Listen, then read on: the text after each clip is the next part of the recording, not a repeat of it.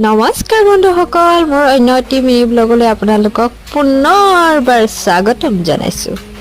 বন্ধুসকল, যিহেতু নেকি আমাৰ ঘৰৰ বেৰ বনাই হোৱা নাই চাংঘৰৰ, সেইকাৰণে আজি আমিও পিছ পৰি থকা নাই, লোকেল মুৰ্গী এটা ঘৰৰে মাৰি লৈছোঁ আৰু লগতে ইফালে কাম চলি আছে।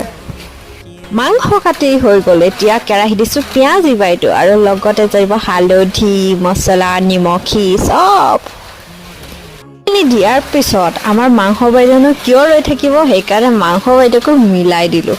তাৰপিছত ঢাকি দিয়া হ'ল, বাকীখিনি ভিডিঅ' কৰা হোৱা নাছিল, আলু দিয়া হৈছিল। এতিয়া মই সম্পূৰ্ণ হোৱাৰ পিছত দেখুৱাইছোঁ আপোনালোকক। তাৰপিছত আমাৰ মাতৃদেৱী আৰু ভাতৃদেৱক দেখাইছোঁ আপোনালোকে কেনেকৈ কাম কৰি আছে। কেনেকুৱা লাগিছে কাম কৰি? মই এতিয়া সুধিম বাইদেউ, আপোনাৰ কাম কৰি কেনেকুৱা লাগিছে? গৰমত মজা লাগিছে।